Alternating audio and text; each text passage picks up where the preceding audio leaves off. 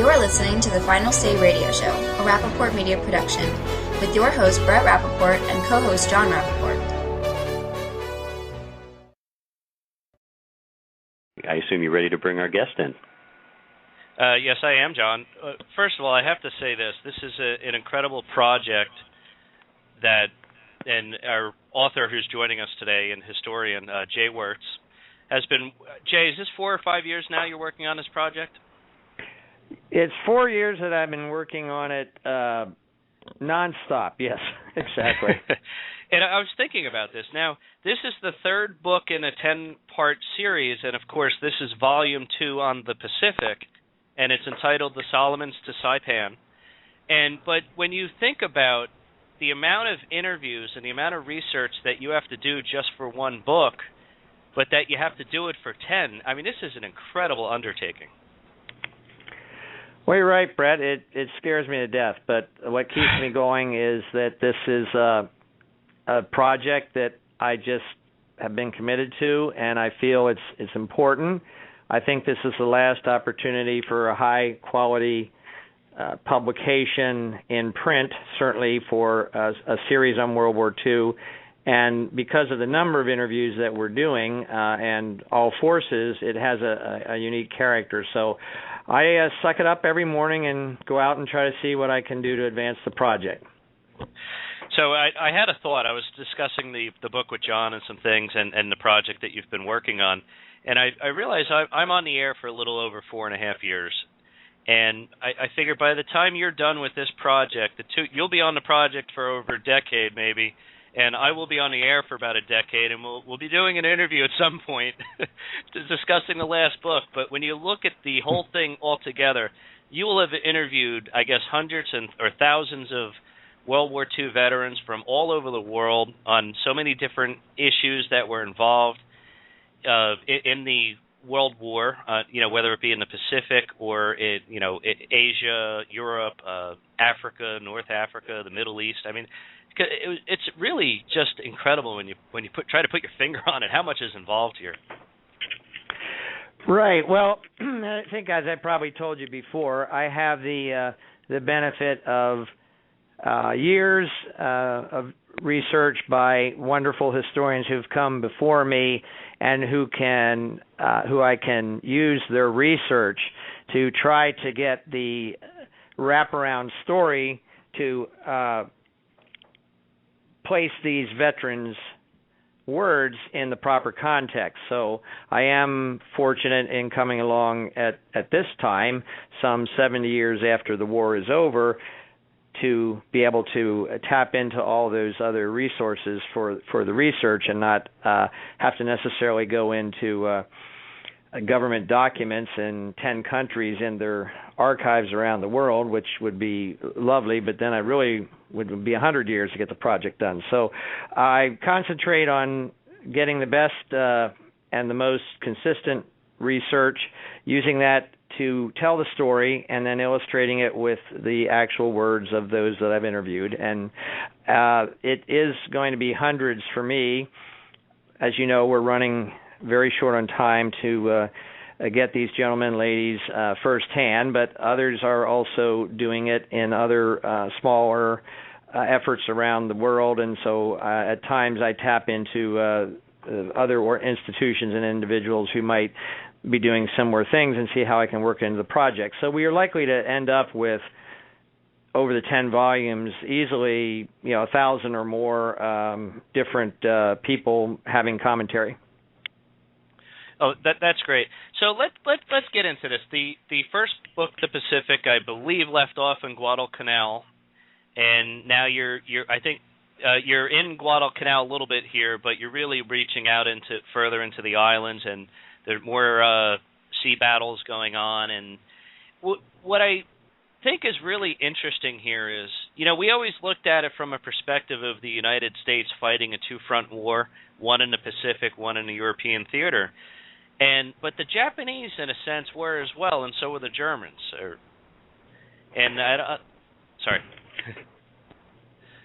No, I'm listening. Go ahead. I was going to say, I don't think we always look at it from our perspective, but I think you've done a good job in all these books, but pointing out from all sides and all perspectives what was really going on in such a colorful way, if you will.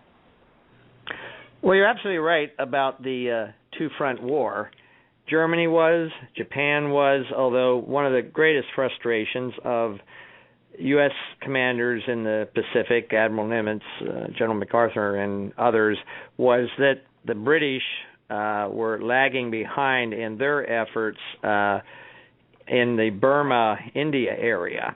So that pressure was not put on the Japanese nearly as effectively as what was done on the other side.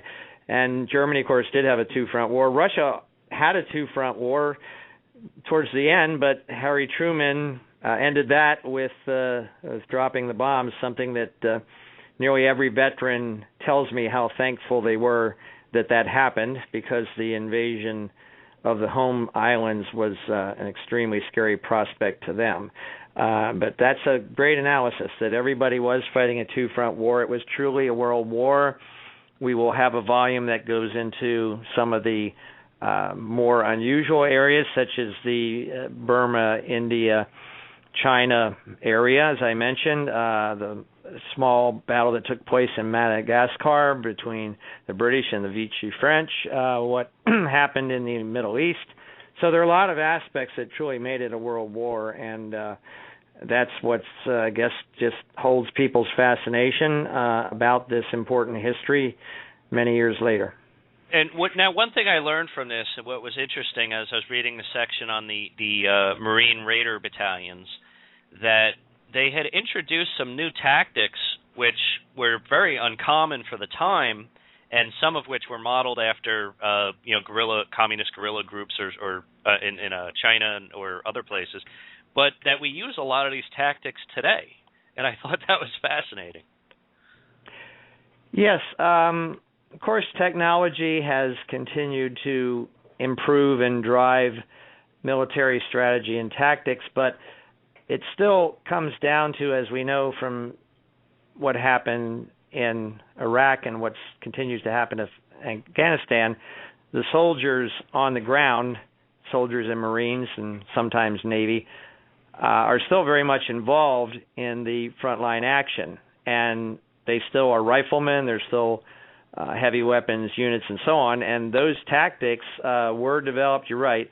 Evans Carlson, who was a Marine colonel and head of one of the Raider battalions, did go to China on assignment. He did spend some time with Mao Zedong and the Chinese guerrillas, learned some of their concepts of teamwork, the term that's still used by the Marine Corps, gung-ho. It was adapted from that philosophy, and the three-man squad is something that Carlson developed in the Raiders and has become a Marine standard, as you said, right up until today. So there's not military institutions, West Point, Annapolis, and many, many others, continue to study history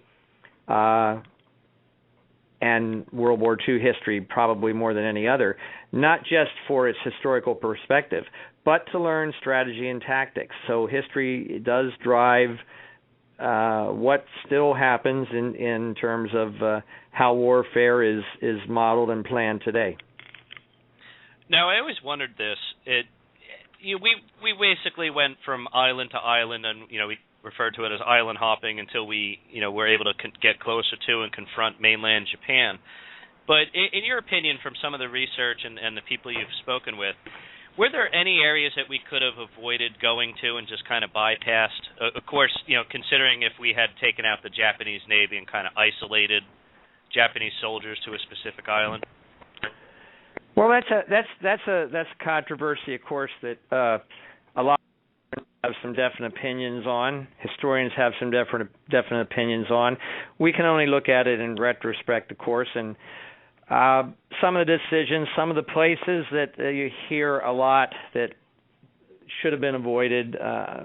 Peleliu is one that the 1st Marine Division veterans like to bring up a lot. There were others, places perhaps, even Cape Gloucester on New Britain. Some were bypassed that were very smart decisions like bypassing Rabaul and Truk, two very strong Japanese bases. But I would hate to offer an opinion myself without, even though I've done a lot of research on these areas too, I would really need to try to put myself in the perspective of what Admiral Nimitz or General MacArthur, Admiral Halsey, others, their situation at the time. We have the benefit of knowing, for instance, what was or wasn't happening in Burma or India, or how fast other weapons systems were accelerating and so on. They did not. So if you put it in the perspective of the time, they must have had some reason for their decisions. I mean, every commander makes mistakes, and some of these certainly could have been added to that list. But I really have to say, in all fairness to the decisions that were made, unless we were in the situation where we had to make a decision with the information that we had at that moment, would we have made the same decision or not? Yeah, that's very interesting. So if the soldiers, the Marines and Army soldiers who are on the islands, fighting against the Japanese soldiers, do you find that were the Japanese a stronger fighting force than they had anticipated? Do you think the elements of being on the island were far greater than they, could have realized? And is this something that maybe the military command had expected, but just felt it would better not to share with the soldiers until they actually felt it? Well, certainly the fighting spirit, the Bushido, the spiritual part, the indoctrination not to give up, that was very strong among the Japanese, and it was quickly learned by the Allied forces that were opposing them. So I don't think that was particularly a secret to even the lowliest private or seaman. But certainly I think if you look at, let's say, in the numbers, perhaps the difficulty was not entirely forthcoming in the beginning or in the planning. So a lot of the information had to be kept secret. There was always the possibility of leaks, so not even lieutenants and captains didn't know a lot of details. And other things were learned. The limestone caves that the Japanese used very effectively for fortifications, that wasn't entirely realized at first. The construction of their blockhouses, the placement of their machine gun nests, I mean, all these things had to be learned from experience. There was no way to really do enough reconnaissance to know everything. But certainly, because of security, I think primarily the people at the bottom didn't necessarily what they were getting into, often didn't.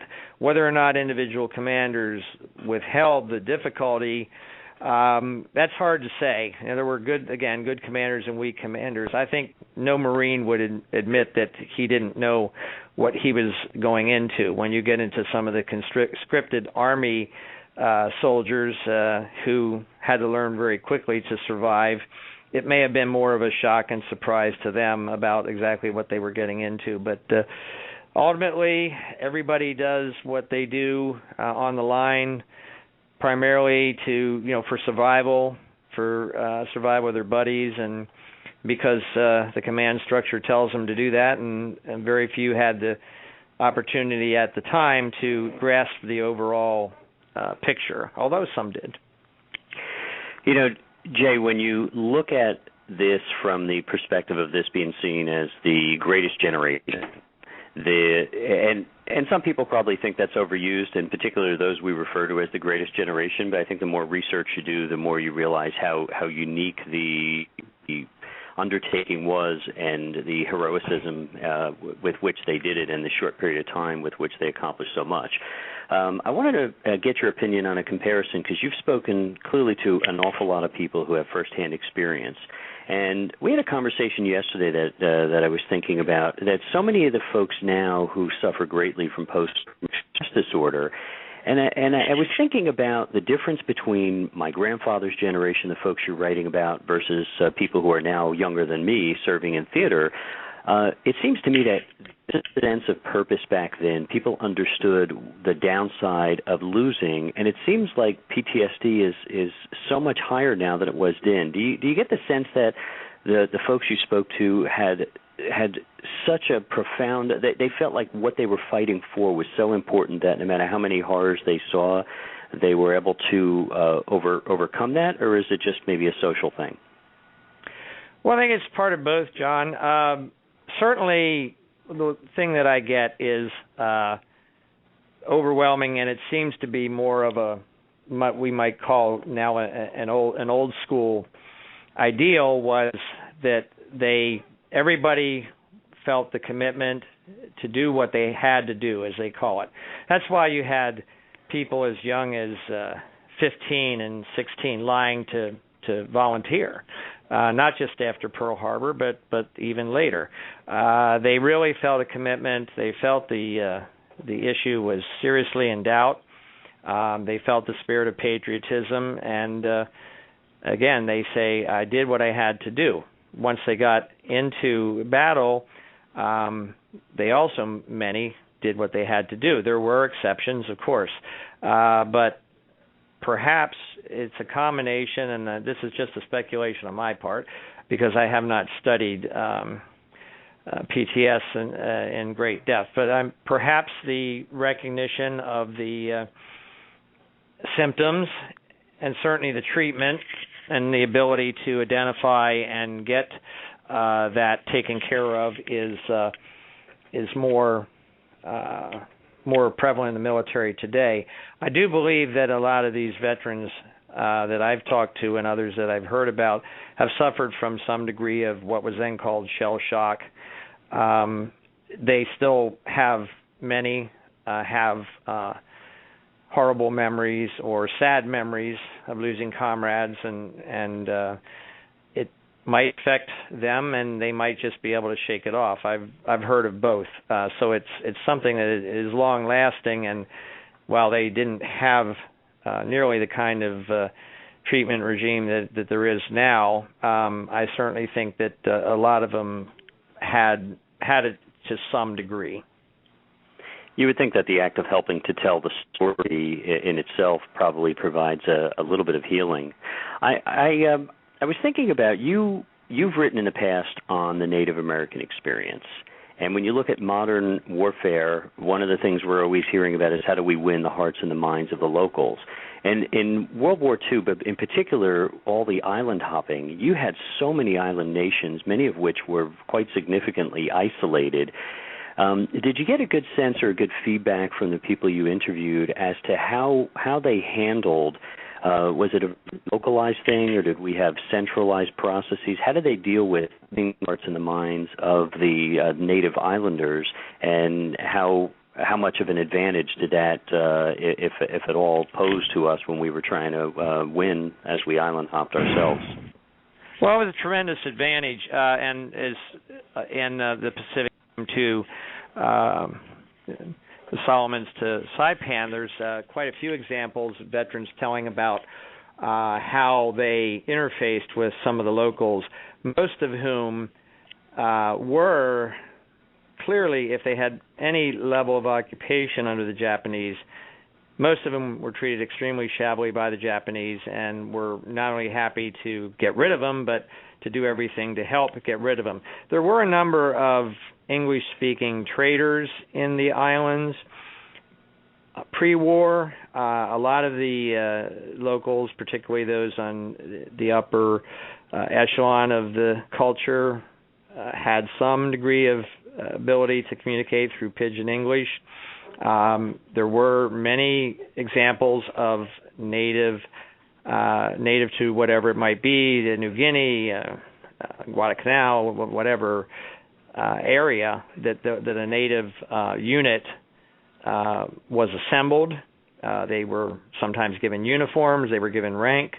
So they did take an active part, and again, most of the time, I would say in almost every example, except perhaps Bougainville, because that was settled by German missionaries who turned it over to the Japanese. But in just about every other case, the islanders were very receptive to the Allies and interfaced well, and sometimes provided valuable information or took up arms and fought side by side to the forces that were landing from Australia, New Zealand, and the United States.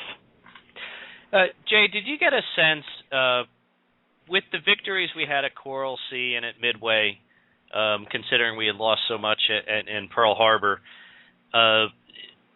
were some of these wins significant in keeping the Japanese from being able to maintain the islands or to be victorious? In other words, I realize they could only get so many troops to each island, but if they still had the strong naval and air support, do you think ultimately they could have played us to a stalemate? It's a possibility. Midway, the Coral Sea, which was you might call it in modern sports terms a warm-up game to Midway, but Coral Sea had a definite significance. It showed that we could battle them in an air war, and then Midway was the big one, where they lost so much of their naval ability at Midway that the Japanese did not have another strategic offensive in the war. And that was very early. That was within 6 months of the war. So it was of incredible value to the Allied effort. The second one was Guadalcanal, because, of course, the next idea of the Japanese was that they were going to contest the advance until they could reform and rebuild their navy. That was always their hope, and that is what they sold to the soldiers and the people back home. So holding Guadalcanal, which they barely had a toehold on once we got there, but they did a furious effort to try to retain it, to show again that they were going to contest at every point the Allied advances, while again they rebuilt the world's greatest navy and then wiped out our navy and either continued on with their original objectives or forced an armistice or whatever it was. So that was always their plan and hope. But the two most significant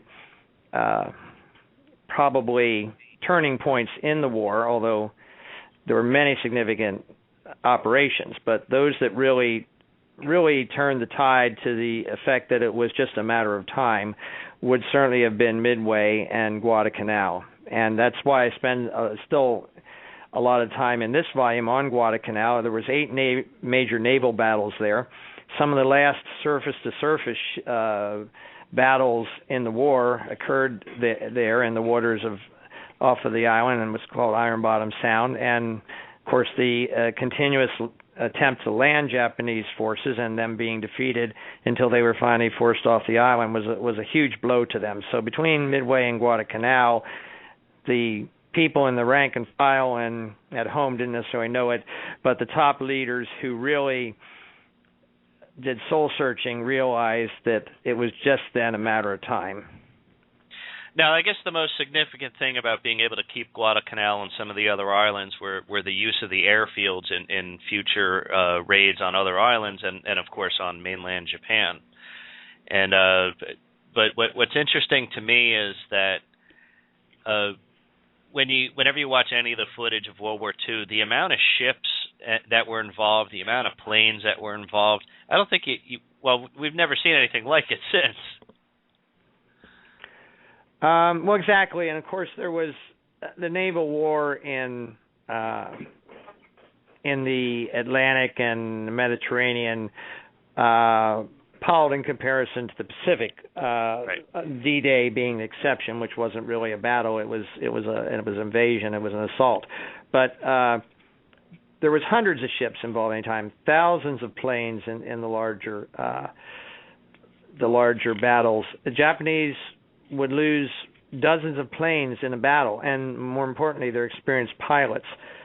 They just continue to soldier on no matter the losses. And of course that eventually led to later in the war to the kamikaze effort, and that was another kind of a dangerous warfare. But even in the traditional air-sea war that, as you indicated, was clearly in the Allied strategic planning, getting new air bases, either building or taking over existing Japanese air bases to continue to bring bombers closer to the home islands. That was the main objective, and everything circled around that objective. And it did make always something going on in the air, something going on in the sea, and of course men fighting on the islands. So it was just a continuous campaign of simultaneous battles going on in so many areas of the Pacific, from New Guinea to Wake Island and up to the Aleutians, of course, down to the Hebrides. So it was a very, very large theater with incredibly difficult logistics, so much distance, and the effort that was put forward, not just of the fighting men, which is the most important, but everything that went with them to keep them fighting and advancing, was an enormous undertaking that we haven't seen since, and hopefully we won't have a need to. Now, I understand that the Germans had, very advanced tanks and their cannons and artillery and even their rifles. Everything was very sophisticated and a challenge for us. But I always got the sense that it was harder on our men that fought against Japan than it was in Germany. Not just because the Japanese were brutal and just would never give up, but just for the elements as well. Do you get that sense? Oh, yes. The elements were a factor all the time. Nearly everybody talks about having malaria at some point in their South Sea service. And just incredible to think about the conditions of the heat and jungle and pestilence that they had to put up with on a daily basis, let alone trying to stay organized and fight a battle in that environment is truly. I mean, it was cold some places, particularly in the Russian steppe in the winter, but I wouldn't want to have that heat, humidity, disease, and pestilence circling around me every single day, 30 days without a shower, things like that. Just is incredible to think of. And the bravery of these individuals, both from a point of survival and of fighting, is really incredible, and I'm always awed when I talk to them. Yeah, just an incredible group of men and women, and just Americans, and and our allies, and what they went through. It really is amazing. So, Jay, in the last couple of minutes we have, what is the next book that in the series, the next step in this project, and how are you progressing with that? Excuse me. Well, I'm starting to get rolling on the next book, and I hope to do two in a much shorter time frame here. These will all both be on the European War. The first one is The World Turns to War, which will deal with the situation that led up to war in Europe, beginning in September 1st, 1939, and all the way up to what happened in Europe through 1942, the western part of it, including Poland. The Eastern Theater, that's a whole other book. But what happened in Poland and Norway, the invasion across France, Dunkirk, the Battle of Britain, all that part is going to be dealt with when in The World Turns to War, as well as the Italian aggression in the Mediterranean, before America comes into that theater in big numbers, although there were volunteers, as you know, in that theater. So that's the next book. Then immediately behind that, I'm going to do a book that covers, it's a continuation of the D-Day book, the second volume that I put out, and that continues the war through the Low Countries, the Market Garden campaign of the Allies, the advance through the Ardennes, and the counteroffensive by the Germans that led to the Battle of the Bulge. So that portion of the European War will be next. And I hope to have that one finished by the 70th anniversary of those campaigns, which would be in September of 2014. So I have my work cut out for me. I'm in the early stages, still finding and identifying veterans to interview, most importantly. and formulating my ideas for the beginning of the first of those two books, and would like to get through them, as I said, rather quickly, but effectively, and that's why I selected Early War as the next volume, because I won't have quite the number of interviews that I had, the 100 people that I had contributing to the Pacific Volume 2. But it should be a good read with some interesting commentary from the individuals that I have identified for that period. Oh, it's great. And I have to tell you, my son used your first book, The Pacific, for a project he did in school, and he read, I don't think he read every single page, but he read quite a bit of it, and he enjoyed it. And I think his teachers enjoyed the fact that he had picked not just the topic, but such a quality book for his work. And so I thank you for that. Well, thank you for the hearing that story. That's very gratifying. And I should also tell you that another thing that is newly developed is that we are going to begin going into wider distribution and also eventually some electronic or digital copies of the book. Not as nice, but certainly important. And this will get it into libraries and hopefully some schools and just other English-speaking countries, and just try to help the project get out to more people, because that is, after all, the main objective here. Yeah, and that is great, because I don't think the schools in these new generations, they don't spend enough time covering what happened in not just World War II, but other significant events in American history. But I have to say, these books are magnificent. They're beautifully put together. The pictures are incredible. The work and of course, the information is so detailed.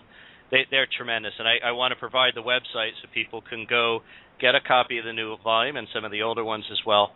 And if you go to historynetshop.com, that's historynetshop.com, and you could find the Pacific Volume 2, the Solomons to Saipan, and while you're at it, pick up the first volume, and of course the second book, which is on D-Day.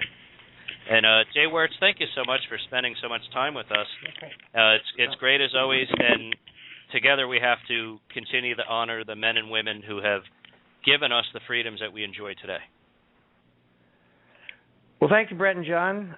Pleasure as always, and continue to put out the good word with your shows on a number of subjects. We certainly will, and good luck with the next two books, and please keep in touch with us. Will do. Thank you very much. Okay, take Bye care. now. And folks, that was Jay Wertz, who is the historian and author of these wonderful books covering World War II.